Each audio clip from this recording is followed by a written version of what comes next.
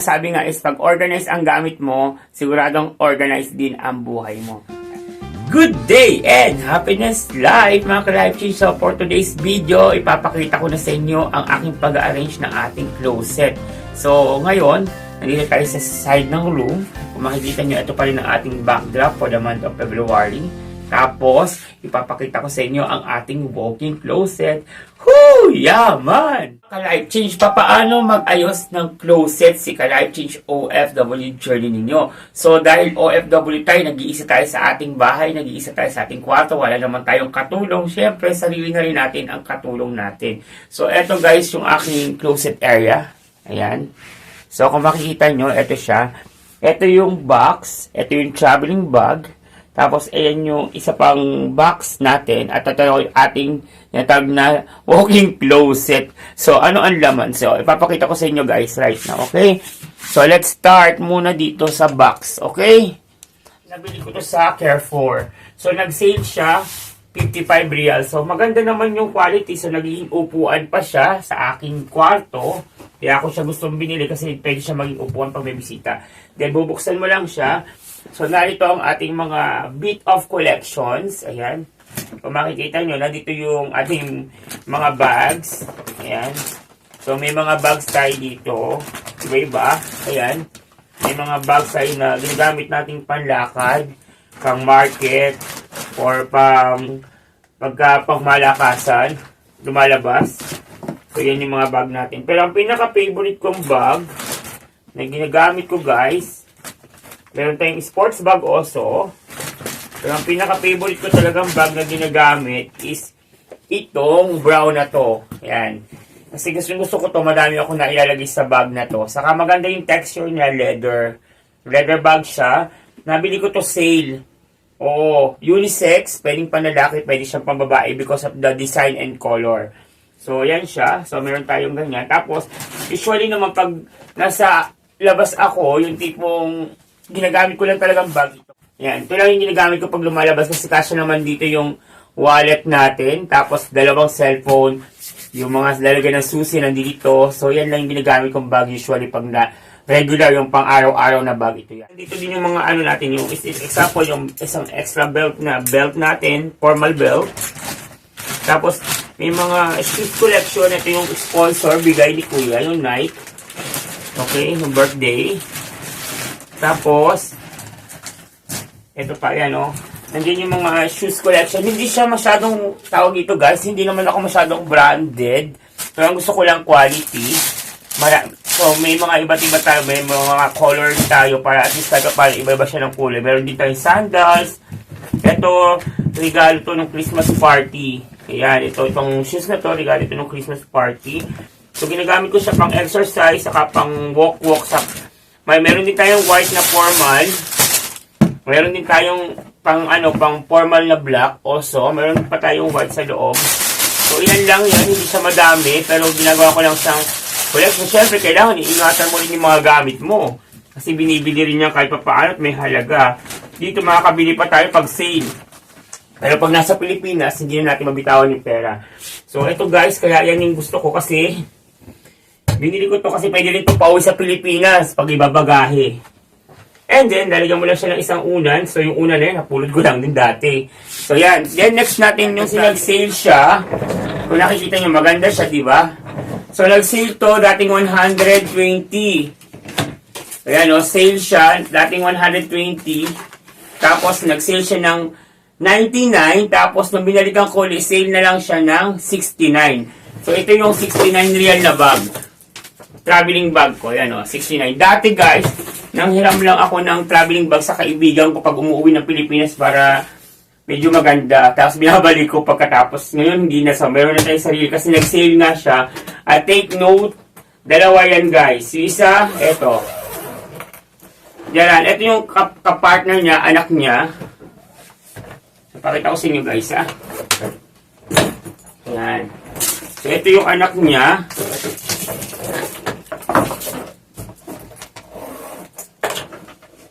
Yan, ito yung anak niya, na tig 59, 69.59, so 128 lang yung dalawa. Tapos, itong aking ginagamit na hand carry. properly organized talaga. Ayan, oh. Ito naman yung ating hand carry. Luman-luma na to guys. Matagal na panahon na to. Caterpillar design. Collection na siya ngayon. Wala na siya sa market. Pero luma na, kita nyo, oh. Ilang beses ko na itong ginamit sa traveling. Kaya, but still, iniingatan natin. Nagkaroon lang siya ng konting butas. Pero pwede pa siyang tahiin, guys. Tatahiin ko lang yan. So, balik natin dito kasi para yung tatlong bag magkakasama. From small to yun, guys. Tapos, isado mo lang din itong isa. Yan. So, ito yung traveling bag ko ngayon. Yes, may bago na tayong traveling bag. Sarap. So, ito na siya. So, dalawa. So, dito lang siya nakalagay kasi minsan pinaglalagyan din natin siya ng mga gamit pang cargo habang nag-iipon. So, ayan na tayo. Sa dressing closet ko naman, guys, nakayuko tayo. Okay? Itong ibaba na to, may mga shoes pa din yan. Ito yung usually ginagamit natin pang araw-araw. Ito yung shoes na pang trabaho.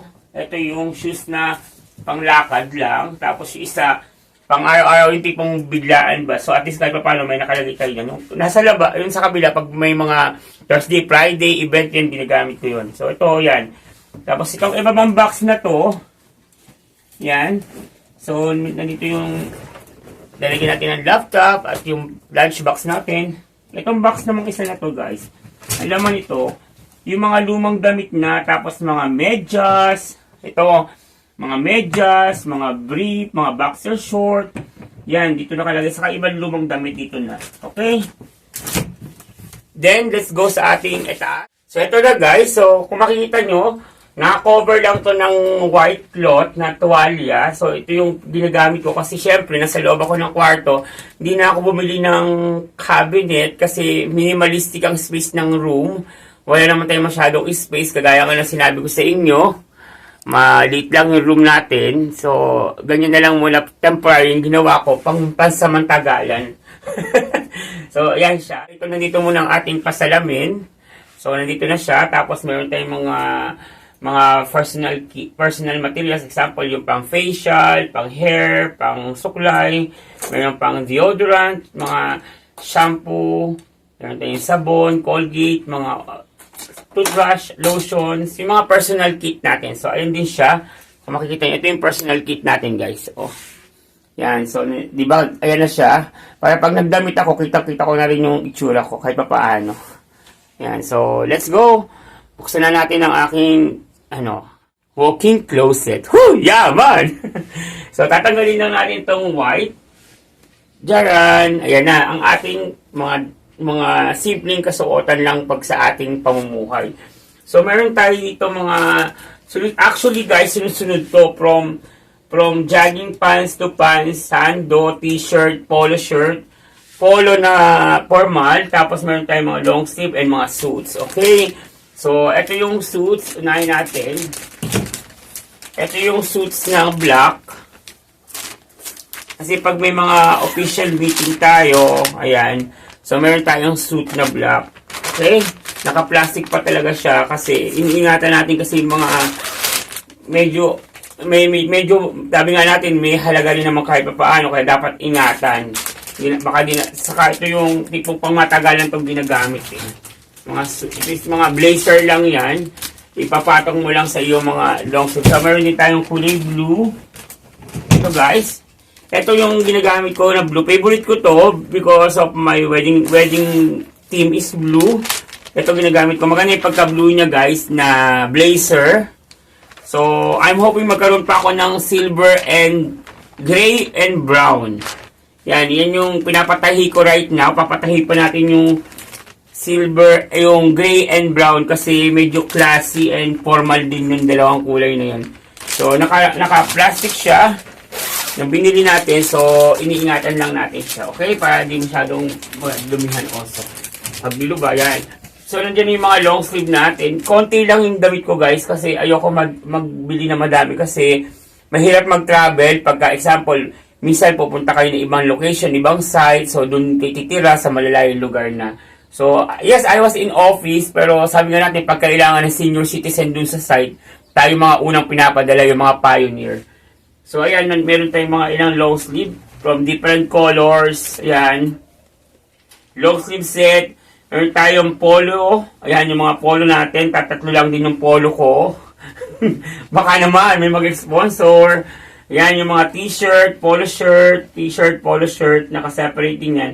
Itong mga to kasi ginagamit to usually pagka naka-blazer na lang. So papatong mo na lang magiging formal, semi-formal na siya. Tapos pagka casual wear, so pwede tanggalin mo na lang yung blazer. Tapos polo na lang, okay na siya. Saka take note guys, yung mga polo na to, sale lang to, kaya ako to nabili ha.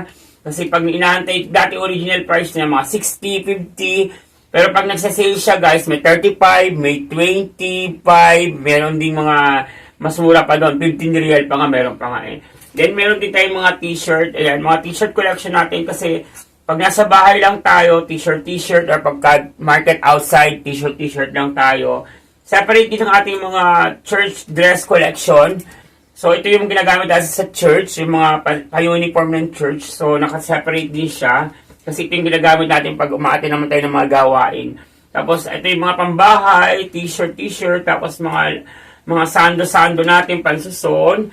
Ilan lang din ang aking pants kasi ayoko masyadong madami kasi nga, tawag ito yung, maganda lang yung may variety of colors. Meron tayong slacks brown, slack blacks, tapos meron tayong mga jogging pants kasi hindi tayo nagsusot ng short masyado dito sa Saudi Arabia kasi nga medyo pansinin tayo pag naka-short. So, I'm always using jogging pants.